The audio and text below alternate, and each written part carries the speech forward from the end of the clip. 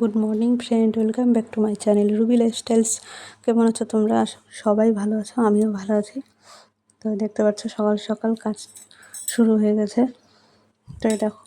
তো এটা আরেকটা ঘরের হচ্ছে বিছানা। তো কী অবস্থা দেখতেই পাচ্ছ।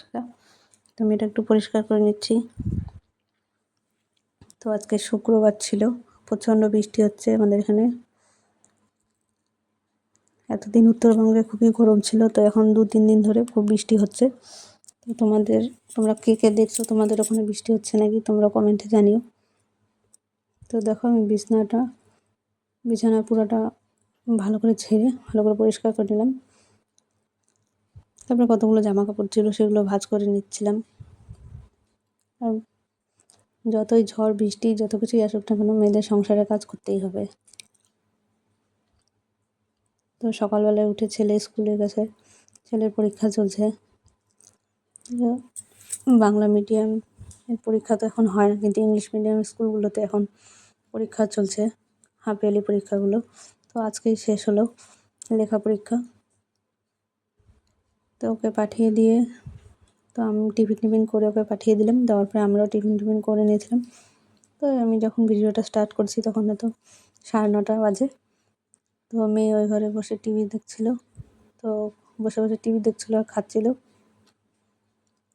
তো আমি এই ঘরে কাজ করছিলাম। বাইরে প্রচণ্ড পরিমাণে বৃষ্টি হয়ে যাচ্ছে। তো বিছানাটাকে পরিষ্কার করে নিয়ে তারপরে কাপড়গুলো ভাঁজ করছি। ঘরের বিছানা যদি পরিষ্কার থাকে তো মনটাও ভালো লাগে দেখতে। আর দেখো, আমার খুব একটা বাজে অভ্যাস যে সব কিছুই মনে করো নিজের নাইটি হোক বা ছোটো কোনো জামা হলেও ভালো করে ভাঁজ যতক্ষণ না করবো ভালো লাগে না। তো ওপরে তোমার রশিতে আগের দিনে ধোয়া ছেলে মেয়ের ছোটো ছোটো জামা প্যান্ট ছিল, তো ওগুলো নামিয়ে হালকা হালকা ভেজা আছে। তো অন্য জায়গায় একটু ফ্যানের তলায় ওই ঘরে মেলে দিলাম। তো ওই দেখো, গেঞ্জি বলো, মানে ছোটো গেঞ্জি হোক বড় গেঞ্জি হোক, সেটা মনে করো ভালো গেঞ্জি হোক বা ঘরে পরারই হোক, সবসময় আমার একটা অভ্যাস যে আমি এভাবে ভাঁজ করবো, তাতে দেখতেও ভালো লাগে জিনিসটাও, বা পরে যখন ব্যবহার করবে বা পরবে তখন জিনিসটা কাপড়টা আর কি ভালো থাকে, দেখতেও ভালো লাগে। আর এমনি মনে করে ভাঁজ করে রেখে দিলে এরকম কুচি মুচি হয়ে থাকে, ভালো লাগে এটা দেখতে। তো ঘরের কাজগুলো আগে আমি করে নিলাম। তো ঘরে সব কিছু আলমারি ঠালমারি মুছে টুছে নিয়েছি, ওগুলো তোমাদের সাথে শেয়ার করতে পারিনি। তো দেখো ফাইনালি আমার বিছানাটা গোছানো হয়ে গেছে। তো মুছিয়ে দিয়ে কুশানটা রেখে দিয়েছি, নিচটা পরিষ্কার করে নিয়ে করবো। উপরটাকে করে নিলাম। এই দেখো কাপড়গুলো ভাঁজ করে সাইড দিয়ে রেখে দিয়েছি। আর এই দেখো ছেলের পড়ার টেবিলটা ভালো করে গুছিয়ে নিলাম। এটা গোছানোর সময় আমি ভিডিও ক্লিক করতেই ভুলে গেছিলাম, পরে দেখছি ভিডিও হচ্ছে না।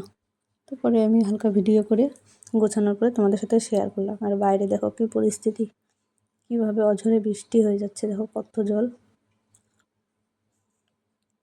দেখো দেখাচ্ছি তোমাদের, তুলসী গাছগুলো সব হেলে পড়ছে একদম, এতটা পরিমাণে বৃষ্টি হচ্ছে।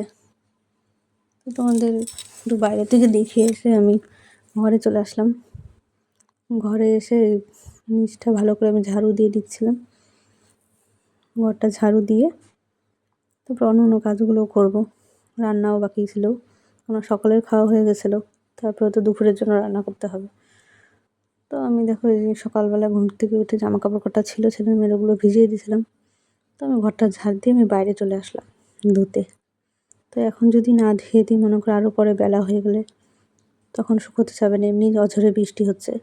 তো যতটুকুই শুকায় জলটা ঝরে যাক, সেই জন্য ধুয়ে দিলাম। আর দেখো, যতই জামা কাপড় ধুই না কেন আমরা বড়দের, বাড়িতে যাদের ছোটো বাচ্চা আছে তারাই একমাত্র জানে যে কিছু হোক না হোক তাদের এক বালতি কম করে হোক জামা কাপড় বের হবেই। আমরা একটু নোংরা হলেও মনে করো ওটা পরে থাকি, বা না থাক পরে ধোবো বা কিছু করি একটা, কিন্তু ছেলে মেয়ে বা বাচ্চাদের হালকা একটু নোংরা হলে ওদের ছাড়িয়ে আবার আরেকটা পরাই। আমি সেই মতো সব ধুয়ে মেরে দিব। কারণ ওরকম জমিয়ে রাখলে বৃষ্টি হলেও জমানো থাকলে কত জমে যাবে। আর যে কাজ করছে সেও কদিন থেকে আসছে না, তো সেই মতো আমাকেই সব করতে হচ্ছে। তারপর দেখো অলরেডি আমার ধোয়া হয়ে গেল। দেখো কীভাবে হাওয়া হচ্ছে, এই সাইডে আমার লেবু গাছটা পাতাগুলো কীভাবে নড়ছে। তো কাপড়গুলো সব আমি মেলে দিচ্ছিলাম, বারান্দা দিয়ে রশি মেলা ছিল, মানে রশি টানানো ছিল আর কি, তো ওখানেই মেলে দিচ্ছিলাম। জলটা ঝরে গেলে ভেতরে দিয়ে দিতে পারবো বিকেলের দিকে। আমাদের মেয়েদের সংসারে যতই ঝড় বৃষ্টি রোদ যত কিছুই হোক না কেন, সংসারে কাজ করতেই হবে। তো দিন যায়, রাত্রি আসে, কিন্তু কাজ শেষ হয় না। তারপরে যদি ছোট বাচ্চা থাকে তাহলে তো কাজ আরও হবেই। যাদের বাড়িতে ছোট বাচ্চা আছে তারাই বুঝতে পারে কী অসুবিধা। তারপরে বাড়িতে যদি লোক না থাকে আরও।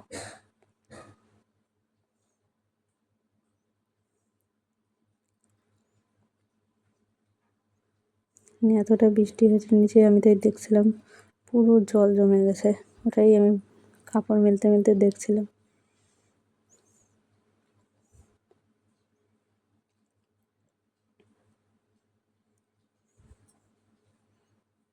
তারপরে যেন সারাদিন আজকে কাজ টাজ করার পরেও আজকে সেরকম বেশি কিছু রান্না করিনি, ভাল লাগছিল না এত বৃষ্টির জন্য কিচ্ছু। তো ঘরের সংসারে যতটুকু কাজ করতে হয় সেটা তো করতেই হবে, সেটা প্রতিদিনেরই ব্যাপার, সেটা চলবেই। ঝড় আসুক বৃষ্টি আসুক সে যেটাই হোক না কেন চলবে। তো ওগুলো করে ঠরে আমি তারপরে রান্না বসাবো আমি। তো রান্না আজকে সেরকম কিছু করব না, সেটাও তোমাদের সাথে শেয়ার করব, ওরা দেখতে পারবে।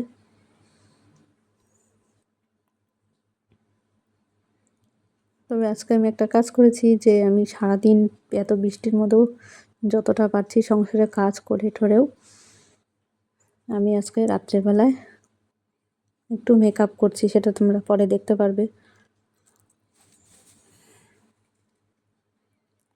তো তোমাদের মেকআপটা কেমন লাগলো, কীরকম হয়েছে মেকআপটা, করার আগে আমার কীরকম লাগছিল, আমাকে করার পরে কীরকম লাগছে তোমরা জানিও। তো আমি সিম্পলি মেকআপ করেছিলাম, নর্মালি কয়েকটা জিনিস দিয়ে, বেশি কিছু জিনিস দিয়ে না।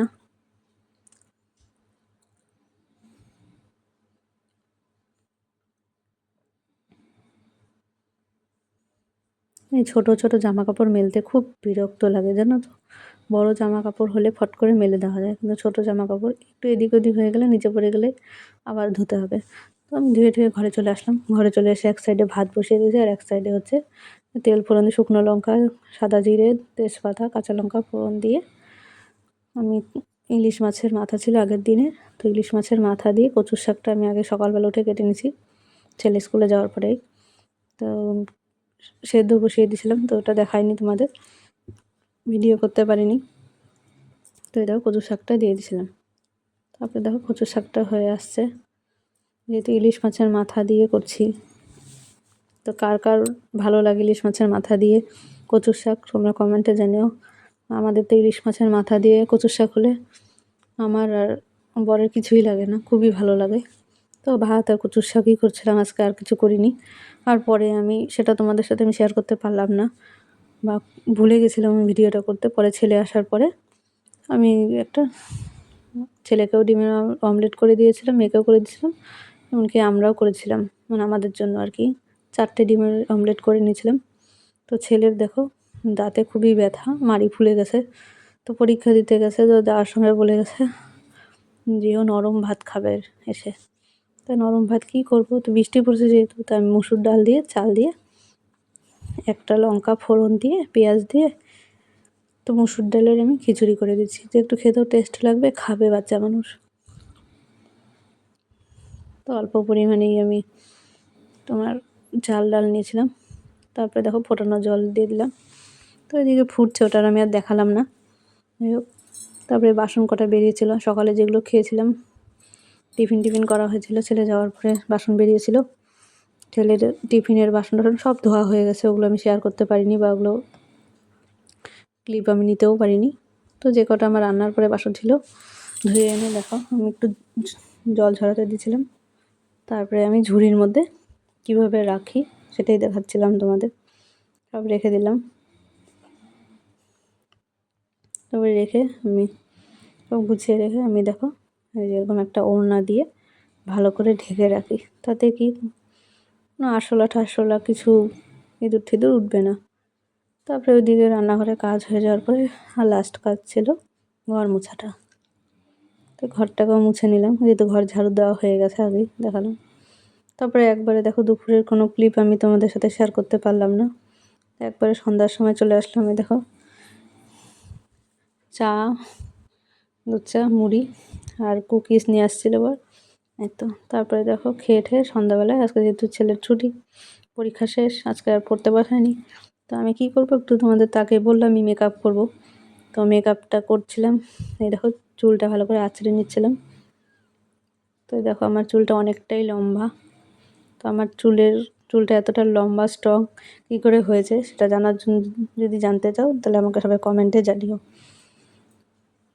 কী ব্যবহার করি না করি। তারপরে দেখো মেকআপ করার পরে আমি ক্লিপ নিয়েছি। তো কেমন লাগছে তোমরা আমাকে জানিও। আর এই কানেরটা দেখো আমি পুজোতে নিয়েছি। তো হয়ে গেছে ওগুলো করার পরে রাত্রেবেলায় 10টা বাজে, তখন ছেলেকে আবার ওই গলা ভাত ডিম অমলেট খাবে ও, আবার সেটা করে দিলাম। আর দেখো আমরা রুটি ভাত আলু ভাজা খাচ্ছি। তোমাদের যদি ভালো লেগে থাকে ভিডিওটি লাইক কমেন্ট শেয়ার করুন, সাবস্ক্রাইব করে দিও চ্যানেল।